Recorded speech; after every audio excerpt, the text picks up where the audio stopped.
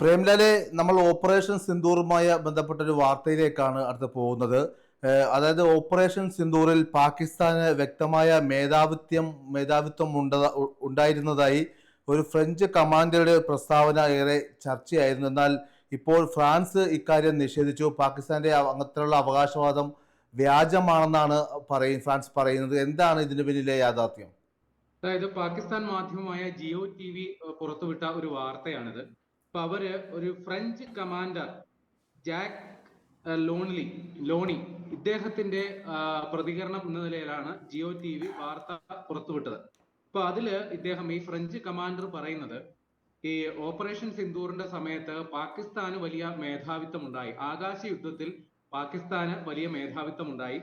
അതേപോലെ റഫേൽ യുദ്ധവിമാനങ്ങൾ തകർന്നത് ചൈനീസ് നിർമ്മിത J-10 എന്ന് പറയുന്ന വിമാനത്തിന്റെ മികവ് കൊണ്ടല്ല, പക്ഷെ അതിൽ നിന്ന് തൊടുത്തുവിട്ട P-15 എന്ന് പറയുന്ന എയർ ടു എയർ മിസൈലിന്റെ ദൂരപരിധി കണക്കാക്കുന്നതിൽ റഫേൽ പൈലറ്റിന്, ഇന്ത്യൻ പൈലറ്റിന് വന്ന ഒരു പിഴവ് കൊണ്ടാണ് ആ വിമാനങ്ങൾ തകർക്കപ്പെട്ടത് എന്നുള്ളതാണ് ഈ ഫ്രഞ്ച് കമാൻഡർ പറഞ്ഞു എന്ന് പറഞ്ഞുകൊണ്ട് ജിയോ TV വാർത്ത പുറത്തുവിട്ടത്. അപ്പൊ ആ വാർത്ത പല മാധ്യമങ്ങളും ഏറ്റെടുക്കുകയും ഇന്ത്യയുടെ റഫേൽ വിമാനങ്ങൾ തകർന്നു എന്ന തരത്തിൽ വാർത്ത പ്രചരിക്കുകയും ചെയ്തു. പക്ഷെ ഇപ്പോ ഫ്രഞ്ച് നേവി അത് ഇടപെട്ടിട്ട് പറയുകയാണ്, അങ്ങനെ ഒരു സംഭവമേ ഉണ്ടായിട്ടില്ല. ഈ വാർത്ത അത് വസ്തുനിഷ്ഠമല്ല, വാസ്തവ വിരുദ്ധമാണ്.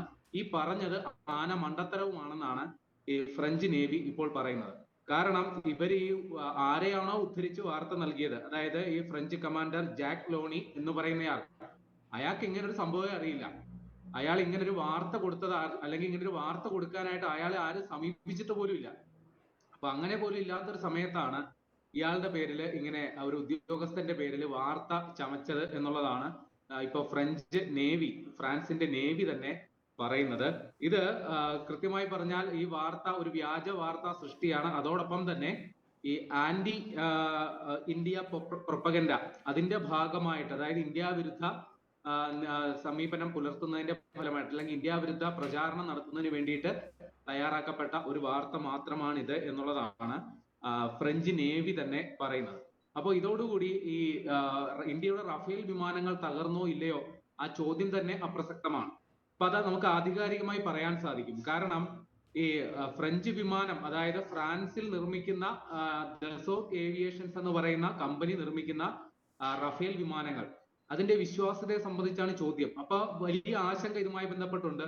നമ്മുടെ നാട്ടിലെ പ്രതിപക്ഷ കക്ഷികൾ റഫേൽ എണ്ണം വീണു എന്നുള്ളതിന്റെ എണ്ണം എടുക്കാൻ വേണ്ടി നടന്നു. ചില യൂട്യൂബർമാർ അത് റഫേൽ വീണത് വലിയ ആഘോഷമായിട്ട് വാർത്ത കൊണ്ടാടി. അപ്പൊ ഇവിടെ ദസോത്ത് ഏവിയേഷൻസിന്റെ CEO എറിക് ടാപ്പിയർ, അദ്ദേഹം തന്നെ രംഗത്ത് വന്നിട്ട് ഇപ്പൊ പറയുകയാണ്, അല്ലെങ്കിൽ നേരത്തെ തന്നെ പറഞ്ഞ കാര്യം നമ്മൾ ഒന്നുകൂടി ആവർത്തിക്കുകയാണ്. അതായത് ഇന്ത്യക്ക് ഒരു റഫേൽ വിമാനം നഷ്ടപ്പെട്ടിട്ടുണ്ട്. ഉറപ്പായിട്ടും ഇന്ത്യയുടെ ഒരു റഫേൽ വിമാനം നഷ്ടപ്പെട്ടു. പക്ഷേ ആ നഷ്ടമുണ്ടായത് ഒരു യുദ്ധത്തിലല്ല, ഒരു ഏറ്റുമുട്ടലിലല്ല. പകരം 12,000 മീറ്റർ ഉയരെ നടത്തിയ ഒരു പരിശീലന പറക്കലിനിടയിൽ ഉണ്ടായ പിഴവ്, സാങ്കേതിക പിഴവ് മൂലം ഉണ്ടായ ഒരു അപകടത്തിൽ ഇന്ത്യയുടെ ഒരു റഫേൽ വിമാനം നഷ്ടപ്പെട്ടിട്ടുണ്ട് എന്നുള്ളതാണ് എറിക് ടാപ്പിയർ പറഞ്ഞേക്കുന്നത്. ഇനി അത്തരത്തിൽ ഇയാൾക്ക് എങ്ങനെ ആധികാരികമായിട്ട് പറയാൻ സാധിക്കുമെന്ന് ചോദിച്ചു കഴിഞ്ഞാൽ അതിനും ഉത്തരവുണ്ട്. കാരണം ഈ റഫേൽ വിമാനത്തിൽ ഘടിപ്പിച്ചിട്ടുള്ള സ്പെക്ട്രോ ഇലക്ട്രോണിക് വാർഫെയർ സിസ്റ്റം, അതില് എന്തെങ്കിലും പ്രശ്നങ്ങൾ ഉണ്ടെങ്കിൽ അത് രേഖപ്പെടുത്തും. എന്തെങ്കിലും ഒരു കേടുപാട് ആ വിമാനത്തിൽ ഉണ്ടായിട്ടുണ്ടെങ്കിൽ അത് തത്സമയം ആ ഡാറ്റ അതിൽ രേഖപ്പെടുത്തും. അപ്പൊ ഈ റഫേൽ വിമാനം ഇന്ത്യക്ക് കൈമാറിയിട്ടുണ്ടെങ്കിലും അതിന്റെ അറ്റകുറ്റപ്പണി, അതേപോലെ അതിന്റെ മറ്റ് അനുബന്ധ ജോലികളൊക്കെ ഇപ്പോഴും ദസോത്ത് ഏവിയേഷൻസിന്റെ റെപ്രസെന്റേറ്റീവ്സ് വന്നു തന്നെയാണ് നിർവഹിക്കുന്നത്. അപ്പൊ അവർക്ക് ഈ സ്പെക്ട്രോ ഇലക്ട്രോണിക് വാർഫെയർ സിസ്റ്റത്തിൽ നിന്ന് അങ്ങനെ ഒരു റെക്കോർഡ് ഇതുവരെ കിട്ടിയിട്ടില്ല. ഒന്ന്. പിന്നെ ഈ റഫേൽ വിമാനങ്ങളിൽ നിരവധി ഐഡന്റിഫിക്കേഷൻ ഡിവൈസസുകൾ ഉണ്ട്. എന്തെങ്കിലും പ്രശ്നങ്ങൾ ഉണ്ടെങ്കിൽ അത് കണ്ടുപിടിക്കുന്നതിന് വേണ്ടിയിട്ട് അങ്ങനെ ഒരു സംഭവം ഉണ്ടായതായി അതിൽ രേഖപ്പെടുത്തിയിട്ടില്ല. പിന്നെ ഫ്ലൈറ്റ് ലോഗ് ട്രാൻസ്മിറ്റഡ് ടു ദസോത്ത്, അതായത് ഈ വിമാനം യാത്ര ചെയ്യുന്ന സമയത്തും അല്ലെങ്കിൽ അത് എന്തെങ്കിലും പ്രവൃത്തിയിൽ ഏർപ്പെടുന്ന സമയത്തും തത്സമയ വിവരങ്ങൾ അപ്പപ്പോ തന്നെ ദസോത്ത് ഏവിയേഷൻസ് നേരിട്ട് ട്രാൻസ്മിറ്റ് ചെയ്തുകൊണ്ടിരിക്കുകയാണ്. അതായത് നേരിട്ട് സന്ദേശം അയച്ചുകൊണ്ടിരിക്കുകയാണ്. ഇങ്ങനെ ഒരു ഗുരുതര പ്രതിസന്ധി ഉള്ളതായിട്ട് ഇതുവരെ ദസോത്ത് ഏവിയേഷൻസിന് ഒരു വിവരവും കിട്ടിയിട്ടില്ല എന്നുള്ളതാണ് അദ്ദേഹം പറയുന്നത്. കൂടാതെ ഇന്ത്യയുടെ CDS അതായത് ചീഫ് ഡിഫൻസ് സ്റ്റാഫ്, അദ്ദേഹം പറഞ്ഞു ഇന്ത്യയുടെ വിമാനങ്ങൾ നഷ്ടപ്പെട്ടത് സംബന്ധിച്ച് ഇപ്പൊ കണക്കെടുക്കുന്നതിൽ ഒരർത്ഥവുമില്ല. കാര്യം ഒരു യുദ്ധമാകുമ്പോൾ നഷ്ടങ്ങൾ ഉണ്ടാകും, പക്ഷെ എണ്ണുന്നത് എപ്പോഴും അതുമൂലം ഉണ്ടായ നേട്ടങ്ങളെ കുറിച്ച് മാത്രമാണ്. അപ്പൊ അദ്ദേഹവും ഇന്ത്യക്ക് വിമാനങ്ങൾ നഷ്ടപ്പെട്ടിട്ടുണ്ട് എന്ന് പറയുന്നു. പക്ഷെ അത് നഷ്ടപ്പെട്ടത് റഫേൽ ആണോ അല്ലെങ്കിൽ എത്രത്തോളം വിമാനങ്ങൾ നഷ്ടപ്പെട്ടു എന്ന് അദ്ദേഹം ഇതുവരെ ഒരു സ്ഥിരീകരണം തന്നിട്ടില്ല. പക്ഷെ അദ്ദേഹം അവകാശപ്പെട്ടത് പാകിസ്ഥാന്റെ 6 വിമാനങ്ങൾ ഇന്ത്യ തകർത്തിട്ടുണ്ട് എന്ന് കൃത്യം വസ്തുനിഷ്ഠമായിട്ട് പറഞ്ഞിട്ടുണ്ട്. അതിന് തെളിവുകളും പുറത്തുവിട്ടിട്ടുണ്ട്.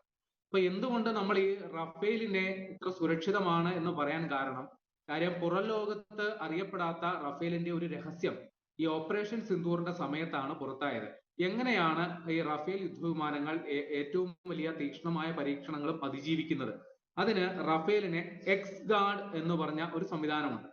അതായത് വിമാനത്തിന്റെ താഴെ ചിറകിന്റെ ഉള്ളിൽ ഒരു ചെപ്പിനുള്ളിൽ ഒളിപ്പിച്ച ഒരു സംഗതിയാണ്. ഒരു മിസൈലിന് സമാനമായ, പക്ഷേ ഇത് ഒപ്റ്റിക്കൽ ഫയർ കേബിൾ വഴി ഒരു 100 മീറ്ററോളം കാണും, അതിനെ ബന്ധിപ്പിച്ചിരിക്കുകയാണ്. അപ്പോ ഈ റഫേൽ വിമാനം ഒരു യുദ്ധമുന്നണിയിൽ ഒരു പ്രത്യാക്രമണം നേരിടുന്ന സമയത്ത്, ഉദാഹരണമായി പറഞ്ഞാൽ ഈ റഫേൽ വിമാനത്തിന് ലക്ഷ്യമാക്കി ഒരു ശത്രു മിസൈൽ വരുന്ന സമയത്ത് ഈ എക്സ് ഗാർഡ് എന്ന് പറയുന്ന സംവിധാനം റഫേൽ പൈലറ്റ് പ്രവർത്തനക്ഷമമാക്കും. അപ്പൊ ഇതിന്റെ ഈ ചിറകിന്റെ താഴത്തെയുള്ള ആ ചെപ്പിൽ നിന്ന് ഈ മിസൈലിന് സമാനമായ ഈ സംഗതി 100 മീറ്ററോളം ഒരു കയറിൽ കെട്ടിവലിച്ച മാതിരി ഇത് പുറത്തേക്ക് നീണ്ടങ്ങ് കിടക്കും. ഈ എക്സ് ഗാർഡ് ഈ റഫേലിന് സമാനമായ സിഗ്നലുകളും മറ്റും പുറപ്പെടുവിച്ചുകൊണ്ടിരിക്കും. അപ്പോ ഈ എക്സ് ഗാർഡ് ആയിരിക്കും വാസ്തവത്തിൽ ശത്രുക്കളുടെ റഡാറിൽ മിസൈലിന്റെ സിഗ്നലുകൾ എത്തിക്കുക. അപ്പോ ശത്രു മിസൈൽ തേടി വരുന്നതും ഈ എക്സ് ഗാർഡിനെ ആയിരിക്കും. അപ്പോ ശത്രു റഡാറിൽ തകർക്കപ്പെട്ടത് റഫേൽ എന്ന് തന്നെ സിഗ്നൽ കിട്ടും, പക്ഷെ യഥാർത്ഥത്തിൽ തകർന്നത് ഈ റഫേലിന്റെ എക്സ് ഗാർഡ് ആയിരിക്കും, റഫേൽ അല്ല. അപ്പൊ ഈ കാരണങ്ങൾ കൊണ്ടാണ് ഇന്ത്യ റഫേൽ വിമാനങ്ങൾ സുരക്ഷിതമാണ്, നമ്മുടെ നഷ്ടപ്പെട്ടിട്ടില്ല എന്ന് പലതവണ അടിവരയിട്ട് പറയുന്നത്. പക്ഷെ പാകിസ്ഥാൻ പറഞ്ഞുകൊണ്ടിരിക്കുന്നത് ഇപ്പോഴും ഇന്ത്യയുടെ 3 റഫേൽ വിമാനങ്ങൾ വീഴ്ത്തി എന്നുള്ളതാണ്. അപ്പൊ അതിന്റെ ടെയിൽ നമ്പർ സഹിതം, സീരിയൽ നമ്പർ സഹിതം പാകിസ്ഥാൻ അവകാശപ്പെടുന്നുണ്ട്. പക്ഷെ ആ അവകാശപ്പെടുന്ന പാകിസ്ഥാൻ ഇതുവരെ അതിന്റെ തെളിവുകളൊന്നും തന്നെ ഹാജരാക്കാൻ പറ്റിയിട്ടുമില്ല. വിമാനം അവർ തകർത്തെങ്കിൽ അതിന്റെ അവശിഷ്ടങ്ങൾ, അതിന്റെ ഒരു ചിത്രമെങ്കിലും പുറത്തുവിടണമല്ലോ. കഴിഞ്ഞ ദിവസം ഒരു വാർത്തയും കൂടി വന്നിരുന്നു, അതും കൂടി ചേർത്ത് വായിച്ചിട്ട് നമുക്ക് ഇത് അവസാനിപ്പിക്കാം. പാകിസ്ഥാൻ ഇന്ത്യയുടെ റഫേൽ വിമാനങ്ങൾ വീഴ്ത്തി എന്ന പാകിസ്ഥാന്റെ വാദങ്ങൾക്ക് പിന്നിൽ പ്രവർത്തിച്ചത് ചൈനീസ് ബുദ്ധിയാണ് എന്ന് പറഞ്ഞത് അമേരിക്കയാണ്. അപ്പൊ അമേരിക്ക അവരുടെ പാർലമെന്ററി ഉപസമിതി സമർപ്പിച്ച റിപ്പോർട്ടിൽ പറയുന്നു, ചൈനീസ് മാധ്യമങ്ങൾ അല്ലെങ്കിൽ ചൈനീസ് ഡിഫൻസ് മന്ത്രാലയം അവർ അവരുടെ ആയുധങ്ങളുടെ പ്രചാരണത്തിന് വേണ്ടിയിട്ട് പാകിസ്ഥാൻ എന്തോ മഹാകാര്യം ചെയ്തു, ചൈനീസ് ആയുധങ്ങൾ ഉപയോഗിച്ച് ഇന്ത്യയെ തകർത്തു എന്ന വാർത്ത അവരാണ് പടച്ചുവിട്ടത് വാസ്തവത്തിൽ.